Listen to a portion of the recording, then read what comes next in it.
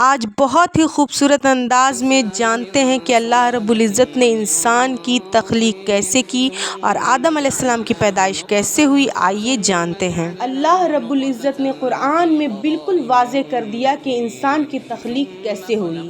اللہ رب العزت نے قرآن میں فرمایا کہ میں نے انسان کو مٹی کے خلاصے سے پیدا کیا ہے، پھر اس کو ایک مضبوط اور محفوظ جگہ پر نطفہ بنا کر رکھا، پھر نطفے کا لوتھڑا بنایا اور پھر لوتھڑے کی بوٹی بنائی، پھر بوٹی کی ہڈیاں بنائی، پھر ہڈیوں پر گوشت چڑھایا، پھر اس کو نئی صورت میں بنا دیا۔ تو اس طرح اللہ رب العزت نے قرآن میں انسان کی تخلیق کو بیان کیا ہے۔ اور ہم لوگ اکثر یہ سوچتے ہیں کہ جب آدم علیہ السلام اس دنیا میں نہیں آئے تھے تو آدم سے پہلے دنیا میں کون تھا؟ تو اس سوال کا جواب یہ ہے کہ آدم علیہ السلام سے پہلے دنیا میں جنات رہا کرتے تھے۔ جنات کو اللہ رب العزت نے آگ سے پیدا کیا۔ آدم سے پہلے جنات اس دنیا پر حکومت کر رہے تھے، مگر جناتوں نے بہت خلفشار مچایا، آپس میں طاقت اور حکومت کے لیے لڑنے لگے۔ لیکن ان سب کے باوجود کچھ خاص جنات ایسے تھے جو اللہ کی عبادت کر رہے تھے اور خاموش رہے۔ ان میں سب سے بڑا عبادت گزار ابلیس تھا، یعنی عزازیل تھا۔ جب اللہ رب العزت نے آدم علیہ السلام کو بنانے کے لیے جبرائیل علیہ السلام سے زمین سے مٹی لانے کو کہا اور جب جبرائیل علیہ السلام نے مٹی کو ہاتھ لگایا تو زمین بول پڑی اور کہا، میں تمہیں اللہ کا واسطہ دیتی ہوں، مجھ سے کوئی حصہ نہ لو، کیونکہ اللہ مجھ سے ایک مخلوق پیدا کرے گا جو کئی ایسے ہوں گے جو اللہ کی نافرمانی کریں گے اور اس کی وجہ سے اللہ مجھے جہنم کی آگ میں سزا دے گا، میرا ایک حصہ آگ میں جلے گا۔ جبرائیل علیہ السلام نے جب یہ بات سنی تو وہ واپس لوٹ گئے اور کہا کہ اے اللہ، زمین نے تیری پناہ مانگی ہے اور میں نے پناہ دی۔ اللہ رب العزت پھر میکائیل علیہ السلام کو بھیجیں گے، ان کے ساتھ بھی وہی واقعہ دوبارہ پیش آئے گا۔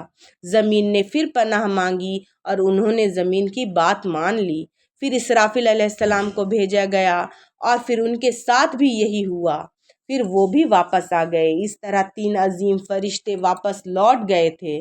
پھر اللہ رب العزت نے چوتھے فرشتے یعنی کہ حضرت عزرائیل علیہ السلام کو زمین پر بھیجا، وہ بھی وہی سنے۔ جب انہوں نے زمین کو ہاتھ لگایا تو زمین نے وہی جواب دیا، لیکن عزرائیل علیہ السلام نے بہت عزم اور مضبوط جواب دیا اور کہا کہ میں بھی اللہ کی پناہ مانگتا ہوں اس بات سے کہ اس کے حکم کو پورا کیے بغیر واپس نہ لوٹوں گا۔ اور انہوں نے زمین سے مٹی لی، مگر صرف ایک جگہ سے نہیں بلکہ دنیا کے ہر حصے سے مختلف طرح کی مٹی لی، جس میں سخت مٹی، نرم مٹی، کالی مٹی، سفید مٹی، زرد مٹی اور مختلف طرح کے خصوصیات رکھنے والی مٹی اٹھائی اور ان سب کو لے جا کر اللہ کے سامنے پیش کر دیا۔ روایتوں کے مطابق اللہ رب العزت نے اس مٹی کو 40 دن تک ملایا اور پھر اس مٹی کو 40 سال تک جنت میں چھوڑ دیا، جس پر بارش ہوتی رہی، مگر یہ کوئی عام بارش نہیں تھی۔ روایتوں کے مطابق 39 سال تک غم کی بارش ہوئی اور 1 سال خوشی کی بارش ہوئی۔ اسی لیے انسانی زندگی میں غم خوشی سے زیادہ ہوتا ہے۔ ان 40 سال کے اختتام پر مٹی مختلف مراحل سے گزری، پہلے گرد، پھر کیچڑ، پھر چپکنے والی مٹی، پھر خشک مٹی۔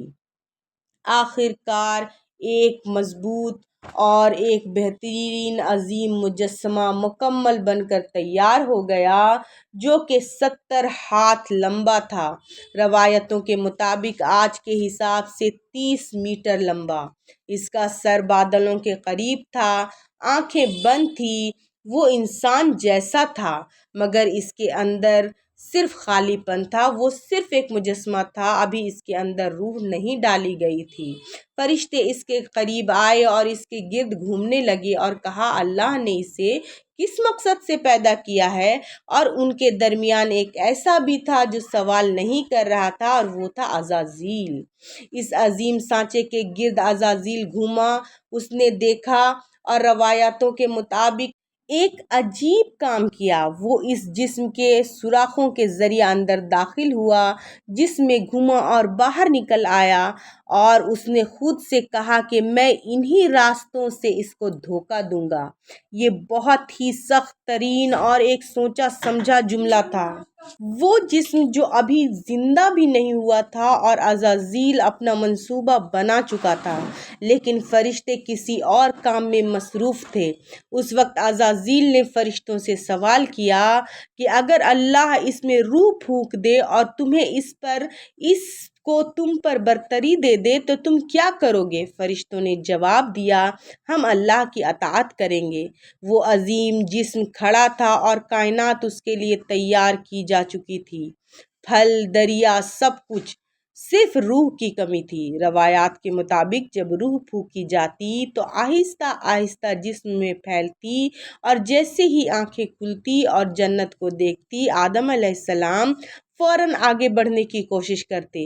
ان کے سامنے جنت کی خوبصورتی، پھل، باغات، نہریں موجود تھیں۔ قرآن نے اس بات کو واضح کیا ہے کہ انسان جلد باز ہے، انسان جلد باز پیدا کیا گیا ہے۔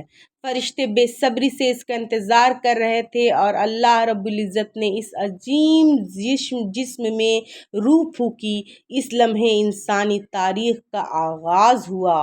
روح پورے جسم میں داخل ہو گئی اور آنکھیں کھل گئی۔ سامنے پہلی بار جنت دکھا، لامحدود باغات، بہترین پھل، صاف شفاف دریا، ایک ایسی روشنی جس کی کوئی مثال نہیں دی جا سکتی تھی۔ پھر آدم علیہ السلام کو چھینک آئی اور ان کے منہ سے سب سے پہلا الفاظ نکلا، الحمدللہ رب العالمین۔ آدم علیہ السلام نے سب سے پہلے جو الفاظ ادا کیا وہ شکر کا الفاظ تھا۔ ابھی آدم علیہ السلام نے سب کچھ دیکھا بھی نہیں تھا، کچھ چکھا بھی نہیں تھا، اور پہلا لفظ اللہ کی حمد و ثنا کا نکلا، اور اللہ رب العزت نے جواب دیا، یا رحمت اللہ، تم پر اللہ کی رحمت ہو۔ اور فرشتوں نے کہا، اللہ تمہیں ہدایت دے اور ہمیں بھی ہدایت دے۔ پھر اللہ رب العزت نے آدم علیہ السلام سے پوچھا کہ میں کون ہوں؟ اس پر آدم علیہ السلام نے کہا کہ آپ اللہ ہیں، اور آپ کے سوا کوئی معبود نہیں، اور آپ ہی عبادت کے لائق ہیں۔ اور اللہ رب العزت نے جواب دیا کہ تم نے بالکل سچ کہا ہے۔